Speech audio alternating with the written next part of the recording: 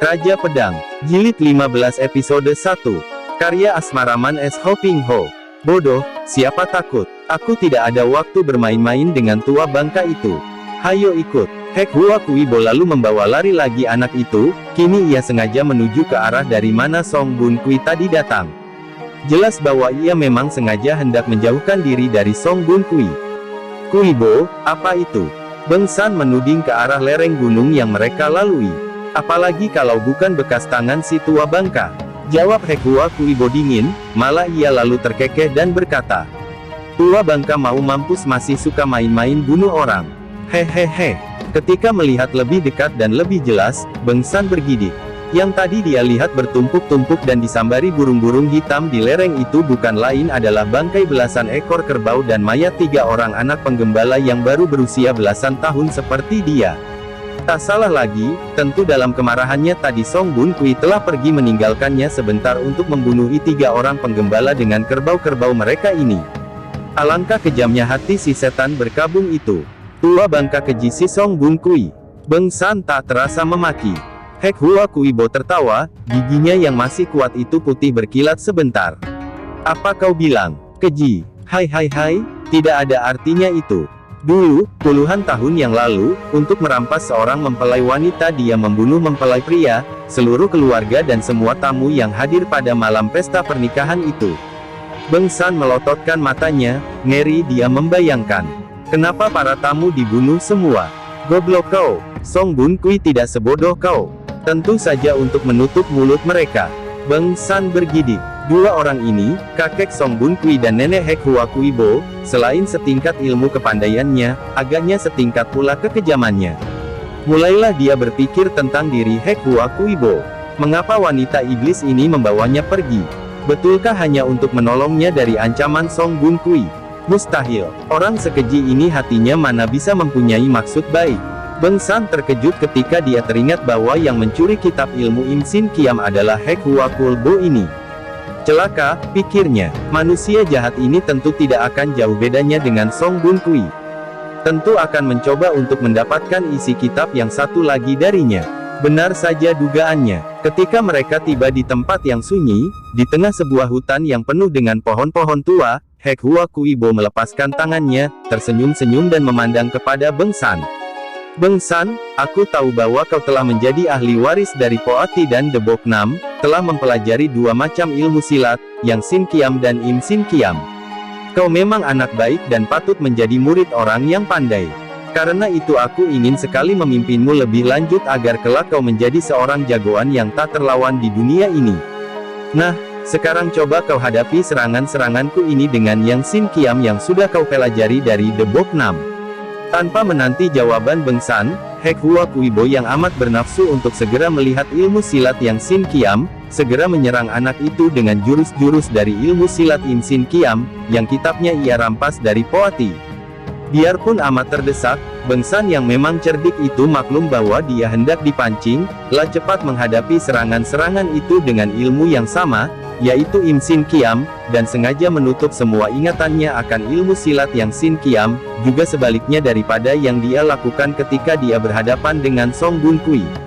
Akan tetapi Hek Hua Kuibo tidak kecewa, malah tersenyum manis dan berkata, aha, kau hendak menggunakan Im Sin Kiam lebih dulu. Baik, lakukanlah dengan sempurna agar aku dapat membimbingmu kalau keliru. Setelah berkata demikian, ia menyerang terus dengan Im Sin Kiam sampai 8 belas pokok jurus Im Sin Kiam ia mainkan seluruhnya. Diam-diam Hek Hua Kuibo kagum sekali melihat gerakan-gerakan Beng San yang biarpun kurang terlatih namun amat sempurna. Hayo sekarang kau gunakan yang Sin Kiam, hendak kulihat apakah juga sebaik Im Sin Kiam yang kau pelajari. Serunya sambil mendesak lagi dengan Im Sin Kiam. Tetapi Beng San tetap menghadapinya dengan ilmu silat yang sama. Beberapa kali Hek Hua Kuibo membentaknya, akan tetapi dia tetap tidak mau mengubah ilmu silatnya. Akhirnya Hek Hua Kuibo menjadi jengkel dan berhenti menyerang. Bocah kepala batu, kenapa kau tetap teldak mentaati perintahku? Kau ini aneh saja, Kuibo. Bisaku ya cuma itu tadi. Apa kau tidak mempelajari yang Sin Kiam dari The Bok Nam? Beng San tidak mau menjawab pertanyaan ini, malah jawabannya menyimpang, aku hanya bisa melayanimu dengan yang tadi, yang lain-lain tidak bisa. Keparat, pikir Hek Hua Kuibo. Kalau begitu anak ini hanya mempelajari Im Sin Kiam. Ah, untung dia kurampas tadi dari Song Gun Kui, kalau tidak, tentu Song Gun Kui akan dapat menguras Im Sin Kiam dari anak ini. Di dunia ini mana boleh ada orang lain kecuali dia sendiri mengenal Im Sin Kiam. Setan kecil, kalau begitu kau harus mampus di depan mataku.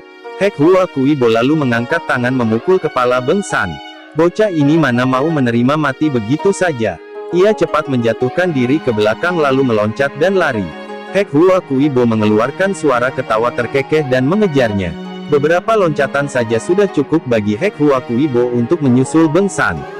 Sekali lagi ia memukul kini menggunakan sapu tangan suteranya yang menyambar ke arah belakang kepala Beng San. Ujung sapu tangan itu mengancam jalan darah maut. Dalam detik-detik selanjutnya tentu Beng San takkan dapat terlepas dari cengkeraman maut kalau saja pada saat itu tidak terdengar seruan keras. Tahan! Ujung sapu tangan itu tertangkis oleh sebatang suling dan keduanya terhuyung mundur. Hek Hua Kuibo kaget sekali melihat kelihayan lawan akan tetapi ia menjadi lebih kaget ketika melihat bahwa yang menangkis sapu tangannya dengan suling tadi adalah Song Gun Kui. Celaka, pikirnya, kalau anak ini terampas lagi oleh kakek ini, berarti Im Sin Kiam akan terjatuh ke dalam tangan Song Gun Kui dan kalau terjadi hal demikian, takkan berarti pula Im Sin Kiam di tangannya. Dengan penuh kemarahanlah menerjang lagi, menggerakkan sapu tangannya hendak menghancurkan kepala Beng San yang berdiri bengong melihat tahu-tahu Song Gun Kui sudah berada di situ menolongnya. Plak, plak, dua kali ujung sapu tangan bertemu dengan ujung suling. Ketika keduanya terhuyung lagi mundur karena dorongan tenaga dahsyat dari masing-masing lawan, Song Gun Kui meloncat ke depan dan sulingnya menusuk ke arah leher Beng San. Bocah ini tak dapat mempertahankan dirinya lagi, demikian cepatnya tusukan itu. Ai, tahan! Hek Hua Kuibo mengerahkan sapu tangannya yang panjang dan kembali nyawa Beng San tertolong, kali ini oleh sapu tangan Hek Hua Kuibo. Dan keduanya bertanding lagi. Memang aneh pertandingan itu. Mungkin orang takkan percaya kalau tidak melihat sendiri. Mana di dunia ini ada orang bertanding karena seorang anak kecil, bukan memperebutkan anak itu melainkan berdulu-duluan, membunuhnya. Beberapa kali Hek Hua Kuibo dan Song Gun Kui kaget dan heran melihat betapa masing-masing selalu hendak menyerang Beng San, akan tetapi karena salah sangka dan curiga, mengira bahwa masing-masing itu hendak menjadikan Beng San pembuka rahasia masing-masing, mereka dengan sungguh-sungguh dan sengit saling serang sehingga terjadilah pertempuran yang amat hebatnya.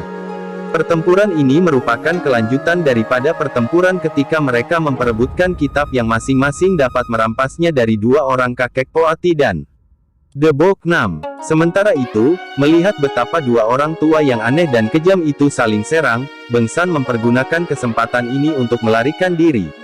Baru saja dia lari belum jauh, Song Gun Kui sudah membentak.